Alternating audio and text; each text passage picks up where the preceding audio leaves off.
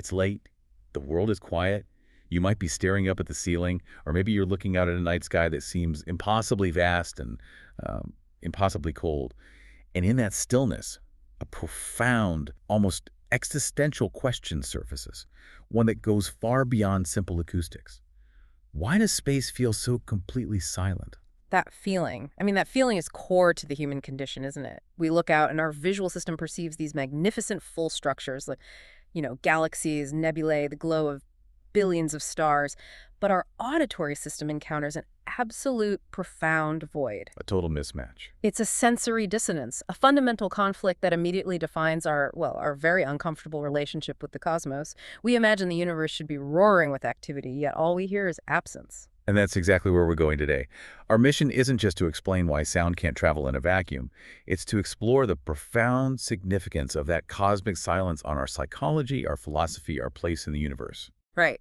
We've pulled together sources that analyze this from four sort of intersecting layers. We're going to move from the personal, the internal, all the way out to the cosmological, and then bring it right back again. So we're starting with the most immediate layer, the neurobiological experience. Why our own brain can make a quiet room feel incredibly loud, and how that connects to this very human feeling of loneliness. Then we'll get into the physical reality, the mechanics of sound, yes, but also the surprising ways that scientists have actually found music within the stars themselves. It's not as quiet as we think. And then we escalate the scale dramatically. We dive deep into that grand cosmological mystery, the Great Silence. Better known as the Fermi Paradox. Right. Why, given the age and the sheer size of the universe, are there no obvious, verifiable signals from other intelligent life? And finally, we turn that silence back on ourselves. We're going to explore the philosophical role of the observer, this idea of the universe as a kind of mirror. This whole deep dive is really a quest for knowledge and for self-awareness. It's about exploring what the lack of an external answer tells us about ourselves, our purpose, and the values we choose to uphold when we're faced with that absolute cosmic scale. Exactly. It's a huge topic. Okay, let's unpack this. So we have to begin with that core sensory conflict you mentioned. It's jarring. The visual system is just flooding us with evidence of immense complex activity, billions of suns, violent starbirths, black hole mergers.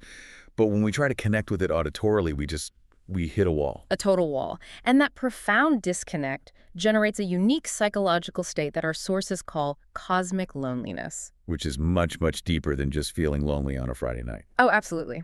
Cosmic loneliness is defined as this deep-seated feeling of isolation, the sense of being utterly alone in all of creation. It's intrinsically connected to our search for some kind of external validation, for meaning and purpose, in a universe that appears, for all intents and purposes, utterly indifferent to us. It might feel like a uniquely personal late-night thought, something only philosophers or poets wrestle with. But what's fascinating is how widespread this kind of existential contemplation truly is. It's incredibly common. One source we looked at notes that roughly 21% of people contemplate the meaning of life, their own mortality, or their ultimate purpose, at least once a week. Once a week. So a fifth of the population is regularly wrestling with these massive questions. It's a recurring, fundamental part of the human experience. It is. And this sense of loneliness is often triggered by what we might call existential ruptures, moments when the established, predictable structures of a person's life just shatter or shift violently. Like what specifically? Well, the sources mention things like major breakups or divorce, the loss of a loved one, or that sudden stark transition that happens when you graduate from college. You realize the predictable structure of education has just vanished, and suddenly you are completely responsible for building your own meaning. So it's not the loss itself, necessarily, but the resulting search for a new guidepost, a new direction when the old ones disappear. That's what induces this sense of cosmic isolation. I think that's a really powerful way to put it. When a loved one is lost, for example, the grieving process often involves working through these fundamental questions about our own existence, the universe's structure, and whether there's any grand narrative supporting us. The immediate localized pain spills out. Into the infinite. Exactly. And that search for external meaning often leads immediately to this strange, almost universal paradox. Why does silence feel so uncomfortable? Why does it feel intrusive or even threatening? It feels heavy, full of unspoken things, not empty. Which is where the neuroacoustics comes in. Yeah. specifically the brain's constant gain adjustment. Right. This is the point that is truly surprising. We don't realize it, but we're constantly filtering the world. We live surrounded by what researchers call the noise floor. The daily saturation of sound from traffic, wind, ventilation systems, all the electronic hums we don't even notice. Precisely. And our brain sets a very low internal sensitivity or gain to manage that constant input and prevent sensory overload. It just tunes most of it out. It's adaptive. It's incredibly adaptive. But when that external noise drops suddenly, like late at night when you're alone or when you're contemplating the immense silent sky, the brain doesn't just relax or turn off. Instead, it activates its evolutionary mechanism for vigilance. It thinks something is wrong. It thinks something might be wrong, so it rapidly increases its internal sensitivity to maximum capacity just in case a predator is approaching or a threat is imminent. So if the external world isn't providing any stimuli, the brain goes looking for it. It just turns up the volume on the only sound source it has left itself. Exactly. Instead of experiencing objective silence, what we actually experience is internal noise. That heightened sensitivity allows the observer to perceive sounds that are normally suppressed. The high-frequency ringing of our own nervous system, the rhythmic churning of our internal organs, the pulse of blood in our ears. All this biological background hum. Combined with our psychological ruminations, our anxieties, our unresolved issues, it all just floods into the perceived void. So it's an illusion. The silence becomes a stage for our own internal drama. It's no longer about the universe being quiet. It's about us being too loud internally to even appreciate the stillness. And that internal chatter can quickly transition from simple introspection to acute anxiety and rumination. The brain is interpreting the absence of external sound as a sign of danger or abnormality, and this is where we see the transition into a negative feedback loop. And a cultural stigma, too. A huge cultural stigma surrounding loneliness. It's a point the sources were very firm on. Loneliness is something people actively conceal.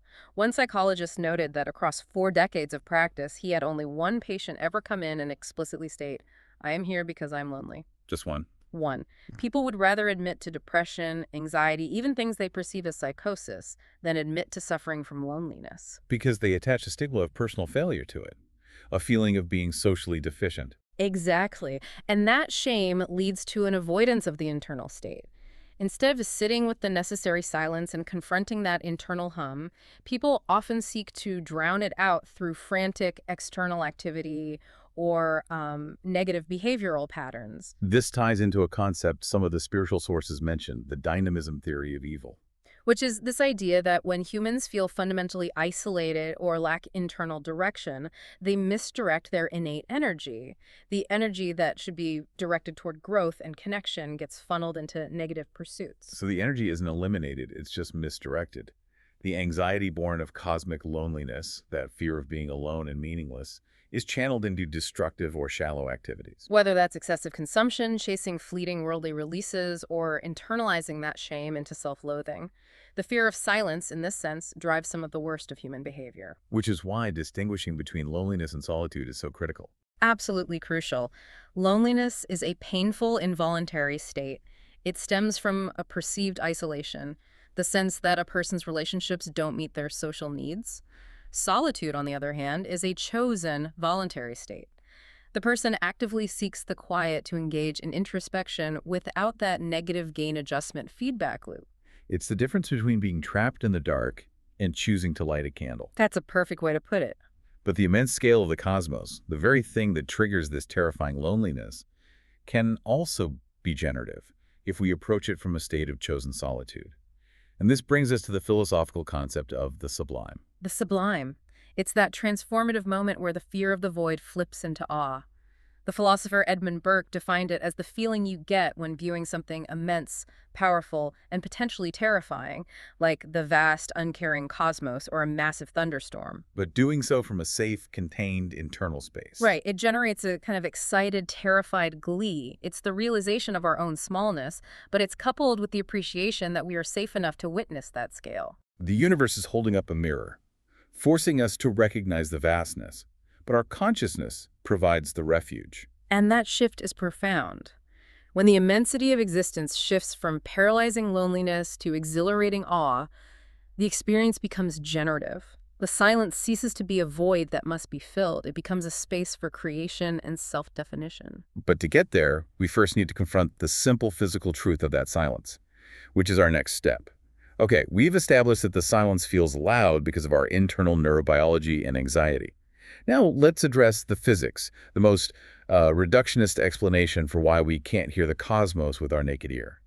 And then let's complicate that explanation with what the sources truly reveal. The initial explanation is the fundamental law of sound propagation. It's really straightforward. Sound is not light or radiation. It is a mechanical pressure oscillation. It needs stuff to travel through. It needs a material medium, a collection of particles like air, water, or solid ground. Sound energy is simply the transfer of kinetic energy between adjacent particles. They bump into each other. And space is the ultimate absence of particles. Exactly. Space is a vacuum, which comes from the Latin word for empty. Even in the deepest parts of interstellar space, there are some particles, but the density is so incredibly low, often just a few atoms per cubic centimeter, that sound energy just can't be efficiently transferred. So if you could somehow shout in open space without instantly freezing or suffocating. There would be no sound. The energy you produce would have no material substrate to move through. It would just dissipate. Simple, straightforward physics, yet if we stop there, the explanation feels sterile and incomplete. It doesn't capture the reality of the universe because we know it's violently active. And here's where it gets really interesting. Even though sound cannot travel between stars, the stars themselves are anything but silent. This is the field of astroseismology. Literally the science of stellar sound waves. Stars are not quiet, static spheres of gas. They are immense, fluid objects performing a never-ending concert driven by their own internal thermodynamics. We're used to the idea of earthquakes, but these are essentially starquakes. Can you just walk us through the mechanics of that? Certainly. Deep inside a star like our sun, the hot gases are constantly undergoing convection, rising up when hot, cooling down, and sinking again. This turbulence, like the bubbles in a boiling pot of water, generates powerful sound waves in the star's outer third. The convection zone. That's the one. These waves then bounce off the star's surface and its internal structure, causing the entire star to expand and contract rhythmically. It's ringing it like a colossal multi-frequency bell. So the star is actually oscillating, and those oscillations are the physical manifestation of sound waves trapped inside of it. They are, and just like instruments in an orchestra, the size and structure of the star determine its voice. Bigger stars are generally more diffuse, which produces lower, deeper sounds, much like tubas or double basses. And smaller stars. Smaller, denser stars possess high-pitched voices. They act like celestial flutes. Our own sun is ringing with thousands of unique sound waves bouncing inside it at any given moment, and each one of those waves provides information about the density and temperature of the layer it's passing through. That is profound. But if the sound is trapped inside the star and the space between us and the star is a vacuum, how on Earth, or rather how with Earth's telescopes, do we detect this symphony? We don't detect the sound waves directly, of course. They can't travel to us. Instead, we detect the subtle surface effects of those internal vibrations. Okay, so what does that look like? Imagine shaking a giant bowl of Jell-O very, very slightly. The waves inside cause the surface to jostle, to expand and contract by a tiny fraction. Space missions like NASA's retired Kepler Space Telescope and the current Transiting Exoplanet Survey Satellite, TESS, are sensitive enough to pick up these minute changes in the star's brightness over time. So a crest in a sound wave that pushes the surface of the star a tiny bit closer to us might make the star look infinitesimally brighter for a second. And a trough in the wave might make it dimmer. Precisely. It's light data that's telling us about hidden sound. That's the key analytical lead. And understanding those stellar harmonies is absolutely crucial, not just for pure astrophysics, but for hunting exoplanets. Oh, it's fundamental. If TESS or Kepler finds a potential exoplanet transiting, we need to know the star's properties with extreme precision to characterize that planet. And why is the star size so crucial for characterizing the planet? Well, think about it. If you measure a dip in brightness caused by a planet passing in front of a star, that dip tells you the ratio of the planet's diameter to the star's diameter. It's a relative measurement. Right. So if you overestimate the star's size by even a tiny amount, your calculations for the exoplanet's radius and mass, and thus its potential for habitability, will be fundamentally flawed. You'll think you found a super-Earth when it's really a mini Neptune. And astroseismology gives us the most accurate measurement. By far. It provides the most accurate possible measure of the star's age, mass, and size. You truly cannot know your planet unless you know your star's song. So the universe is constantly singing, but we just need these highly specialized ears to listen. And this brings us to the creative and necessary process scientists use to make the unhearable audible to us, sonification. Sonification is the systematic translation of non-auditory data. In this case, invisible electromagnetic light like X-rays, infrared, or radio waves into digital code. That code is then mathematically mapped into sound parameters like pitch, volume, or timbre. And it's not just assigning arbitrary noises. Not at all. It's a direct, data-driven translation. It makes complex information accessible to a much wider audience, including people who are blind or have low vision. It also makes the data stickier, more memorable. We can internalize it through a different sensory pathway. And one of the most famous examples of this translation gives us a truly chilling, almost primordial sound. That would be the data from the supermassive black hole at the center of the Perseus galaxy cluster. Right. The cluster is filled with this incredibly hot plasma, which acts as a medium. Scientists were able to identify huge pressure waves rippling through this plasma, indicating that the black hole itself was emitting sound waves out into the cluster's gas. So in that specific, very dense environment, sound could travel. But at what frequency? Its natural frequency is unbelievably low. I mean, it's hard to even comprehend. We're talking about a sound that oscillates once every 10 million years. Once every 10 million years. It is 57 octaves below middle C. It is far, far, far below the range of human hearing. So to create that audible growl that you can find online, scientists had to raise the frequency by 57 octaves. Sped it up. They sped it up massively, making the wave oscillate millions upon millions of times faster than it does naturally. And that's a critical point for the listener to understand. They didn't invent the sound. They took a genuine physical phenomenon and rescaled it to fit our tiny human sensory window. Precisely. We are literally listening to a black hole growl, but only after decades of technological development and massive mathematical rescaling. This just confirms that the cosmos is full of sound, but it exists either trapped inside stars or at frequencies and timescales that render it existentially silent to us. And that transition from physical sound back to existential inquiry is the core tension here.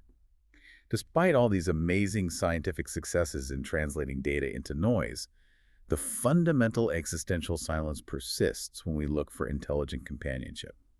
The question quickly moves from can sound travel to is anyone trying to communicate? And that shift brings us straight to the cosmological mystery, the Great Silence, which is, I think, the most poetic name for the Fermi Paradox. It is, and it's this profound, unsettling contradiction between the high statistical likelihood that extraterrestrial intelligent beings, often called savants in the sources, meaning highly advanced sentient life, should exist. And the absolute lack of any observational evidence across our entire past light cone.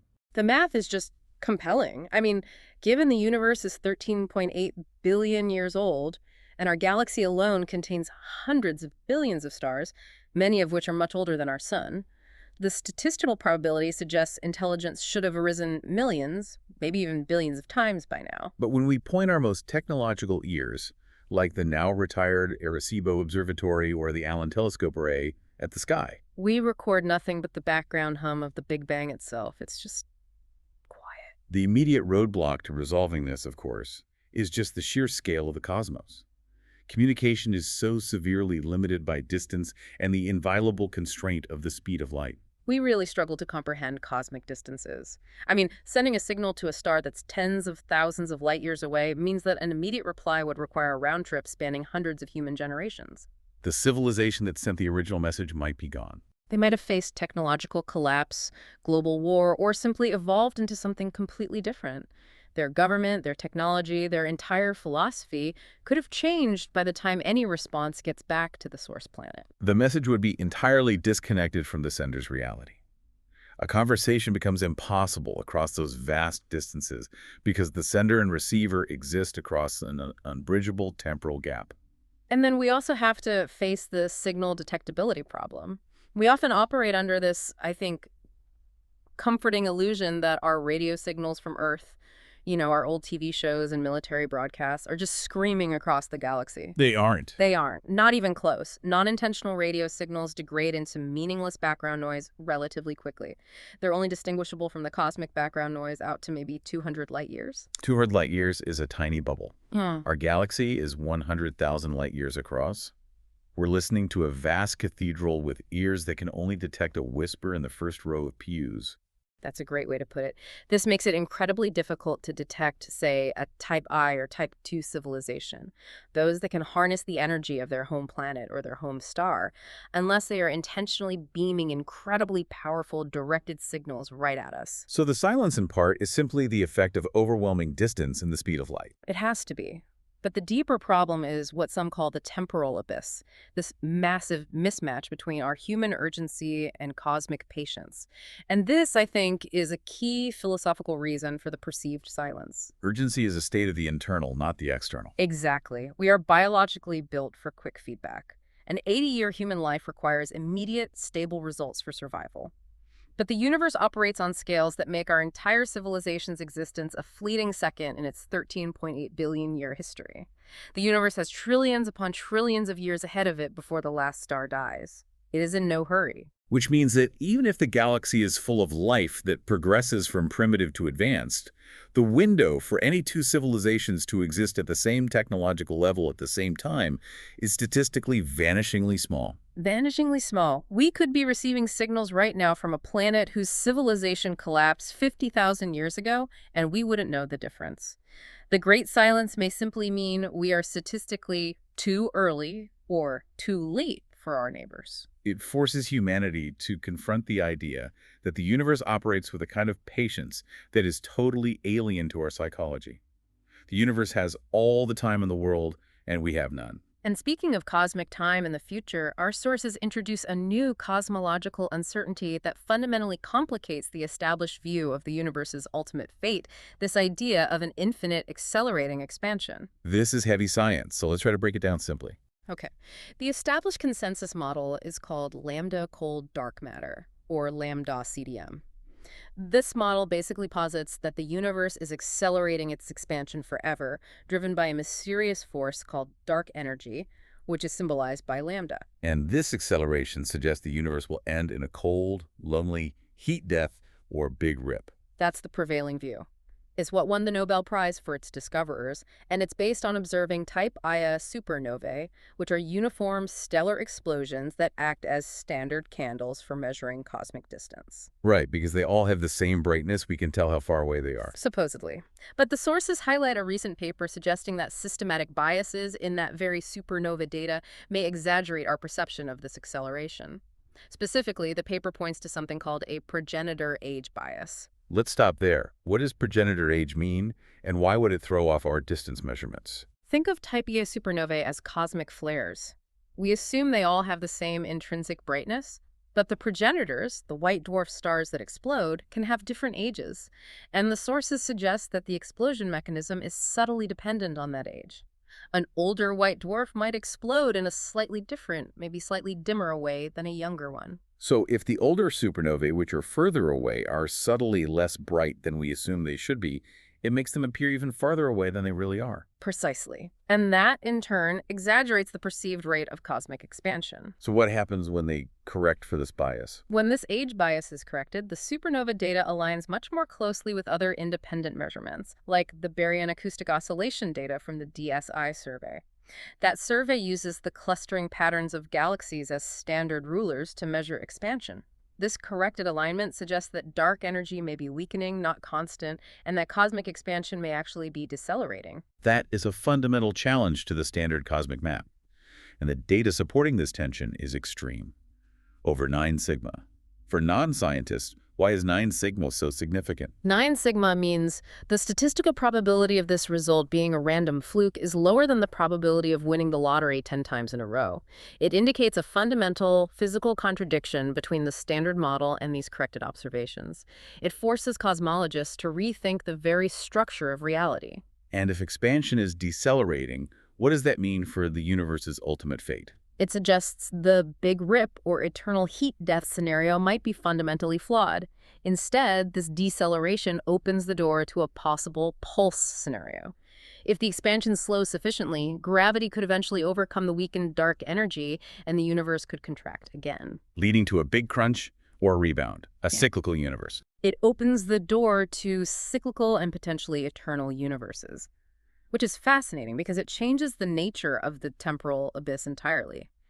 If the universe is cyclical, the concept that we are too late or too early, sort of, it evaporates, doesn't it? We are simply in a temporary phase of an eternal process. That cosmic silence becomes a little less depressing because the story is never truly over. It appeals to a fundamental human preference for eternity, yes.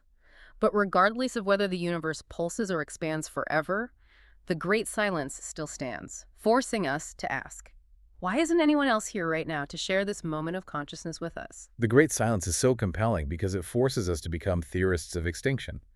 If the statistical expectation is life, why is the observation silence? So we have to look at the potential explanations for why the great filter, that ultimate evolutionary barrier, has silenced the cosmos. We can start with the rarity thesis. This is the argument that the filter is safely behind us. The optimistic view. The optimistic, though somewhat isolating view. The rarity thesis argues that technologically capable life is exceptionally rare because the emergence of humanity required this intricate, improbable, and almost miraculous concatenation of events. Life itself might form relatively easily. Right. As soon as you have liquid water, it seems microbial life can pop up. But the jump from a microbe to a complex, sophisticated intelligence like us, that seems to be the true barrier. And our own data point Earth supports this to an extent. Even after roughly half the lifetime of our star, the number of technological civilizations on this planet, excluding ourselves, is still zero. Exactly. We have intelligent species like crows, dolphins, octopi, but none have developed fine manipulation or the capacity for abstract symbolic language that's necessary for advanced civilization. The sources detail specific planetary conditions required, the so-called rare Earth factors. They do. These include having a giant planet like Jupiter in the outer solar system to gravitationally shield us from too many comet and asteroid impacts.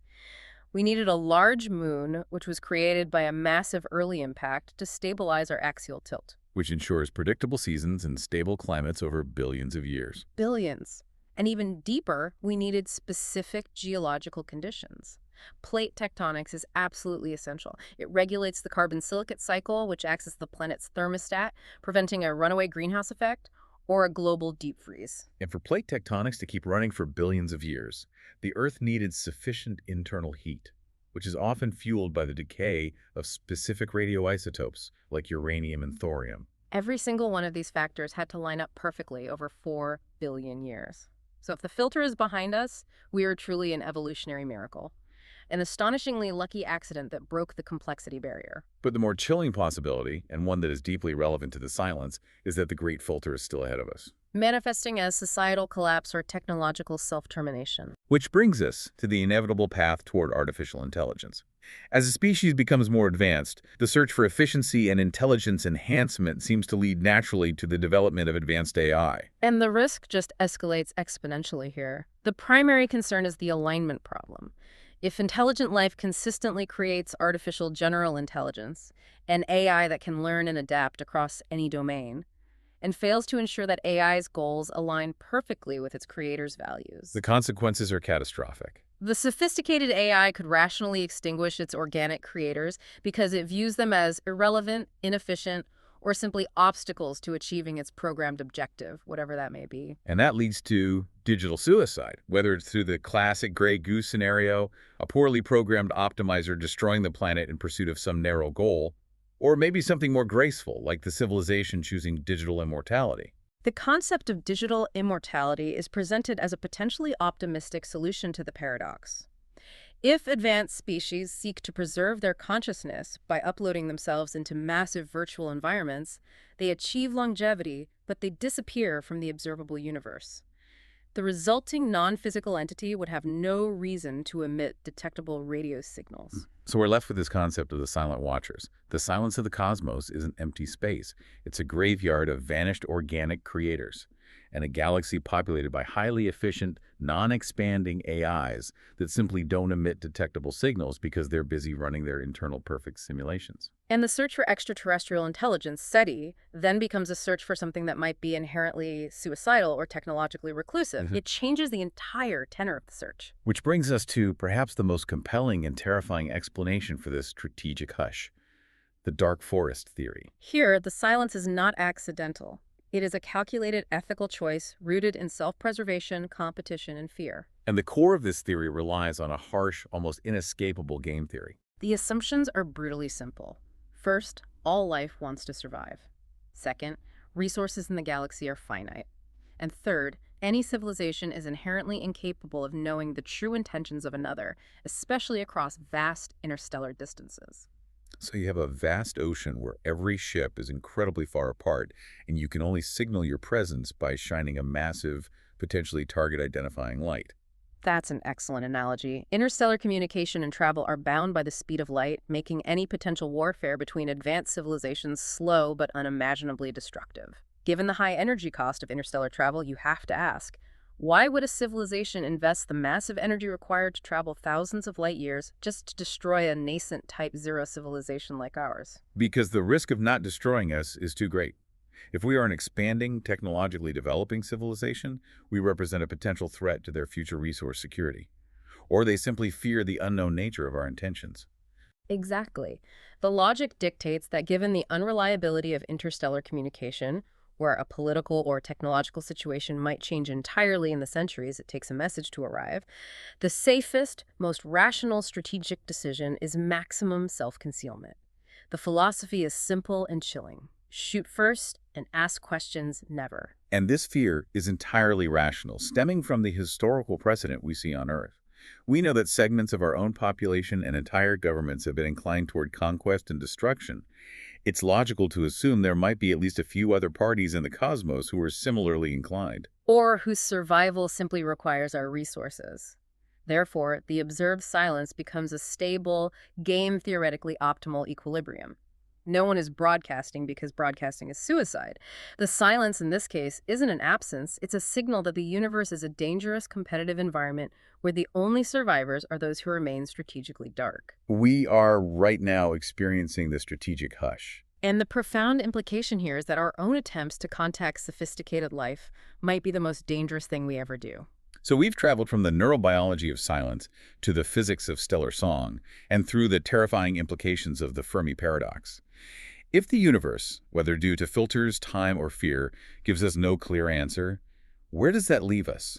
You mentioned earlier that the silence acts as a mirror. And that's the critical pivot. The existential silence forces humanity into intense self-reflection. It makes us confront the role of consciousness itself. If we cannot find meaning externally, we are forced to create it internally. This draws heavily on philosophical idealism and some of the more radical interpretations of quantum physics. This idea of an observer-dependent reality, a monistic duality where the universe and the conscious observer are just inextricably linked. Well, think of the philosopher Arthur Schopenhauer. He opened his masterwork with the line, "The world is my representation." He argued that the entire experienced world, all phenomena, all data, appears in consciousness as a representation to a subject. Without the subject, there is no representation. The silence of space is the ultimate blank canvas for this idea. And Ludwig Wittgenstein took this concept to its most chilling conclusion regarding individual perspective. He wrote, with stark simplicity, "As in death, too, the world does not change, but ceases." He meant that when the conscious subject disappears, their world simply ends. It's not a change within the world. It is the cessation of the perspective that constitutes that world. The cosmic silence is the ultimate test of this idea, because if there's nothing external speaking to us, the only thing left is our own representation. It makes us the true architects of meaning. But this observer-centric view faces the massive empirical challenge from metaphysical realism. Which is the mainstream scientific perspective, yes. Metaphysical realism holds that the objective universe exists independently of our perception. We know the fossil record, the cosmic microwave background radiation, and galaxies billions of light years away existed billions of years ago when no intelligent life was around to witness them. Those events left objective, observable traces. This is the classic distinction between epistemology, the need for observation to know something, and ontology, whether it exists at all. Mainstream science holds that the universe exists regardless of whether we perceive it. Yet, whether the universe needs an observer or not, we are the ones asking the question. And that act of conscious inquiry gives our brief existence deep, profound meaning. We are not just passengers. We are the conscious part of the cosmos observing itself. That's the essence of finding significance in the face of vastness. Pascal called humanity the thinking reed. Pascal's argument is profoundly comforting, I find. He says, man is but a reed, the most feeble thing in nature, but he is a thinking reed. If the universe were to crush him instantly, man would still be more noble than that which killed him, because he knows that he dies, and the universe knows nothing of its advantage. We are the glimmer of value in the darkness because we are aware. And the philosopher Robert Nozick helps dissolve that feeling of cosmic insignificance entirely by suggesting we just shift our perspective. Instead of seeing ourselves as temporary passengers separated from the universe, he suggests we identify ourselves as the universe. Because we are made of the exact same ultimate physical material stardust, forged in supernovas and governed by the same laws. Exactly. By recognizing that we are continuous with and connected to all that exists, we dissolve the illusion of separation. Our intricate, improbable existence is a characteristic and valuable part of reality. We encapsulate the sweep of nature's history in our bodies and our minds. Therefore, our cosmic significance isn't determined by size or permanence or whether we are heard across the light years, but by our consciousness itself. We are nature's ultimate achievement, having evolved to the point where we can finally look up and ask, why am I here? And that privilege brings an immense responsibility. We are the thinking reeds, the stewards of life. We possess the technological power to either save all life on this planet, ensure its survival across generations, or obliterate it through war or technological oversight. Our purpose, therefore, becomes one of moral choice, to overcome self-loathing and become the conscious protector of life. And finally, that silence we have been exploring, the one that forces this profound reflection, can be seen as an ethical choice in itself, even here on Earth. It is the philosophy of principled hesitation. It's the refusal to violate the integrity of thought or to perform certainty when the truth cannot yet be spoken without distortion. To consciously say, I don't know of anything so reliable so as to know what to say, is not a failure of intellect. It's a courageous gesture of resistance against the compulsion to perform certainty in an age of constant noise. It's recognizing that the deepest silence is sometimes the highest standard of truth. It ensures that when we finally do choose to speak, either into the void or to each other, our words carry genuine weight and conviction. So we started with the physical quiet of the late night and embarked on a deep dive into the architecture of absence. We learned that the silence of the cosmos is a complex cocktail, a blend of physical laws, the vast, uncaring timescales that govern the temporal abyss, and a potential strategic avoidance by others who have learned that to speak is to risk extinction. And most importantly, we learned that the lack of external response forces us into intense internal reflection. We discovered that even though interstellar space is silent, the stars are ringing with profound audible songs we can translate. We learned that whether the universe contracts or expands, our species is operating on a timescale that just struggles with cosmic patience. But the silence is not a vacuum to be feared. It is not the cold silence of a graveyard, but the expectant silence of a library. A space for us to decide our own future and potential, to write the next chapter. We are the thinking reeds, the conscious part of the cosmos observing itself. If the universe remains silent, perhaps it is simply observing, waiting for us to choose who we want to be and how we will use our profound power of consciousness. Our cosmic significance is not determined by whether we are heard across the light years, but by the attention we give to the life we have and the values we choose to uphold in this fragile blue moment.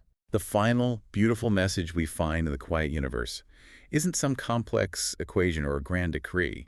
It's the simple choice of action and value, captured by the profound simplicity of Ted Chiang's fictional parrot, who, after being revived, summarized its entire life's worth of meaning in a single, simple instruction for its lonely owner. You be good, I love you. Until the next deep dive, keep listening and keep thinking.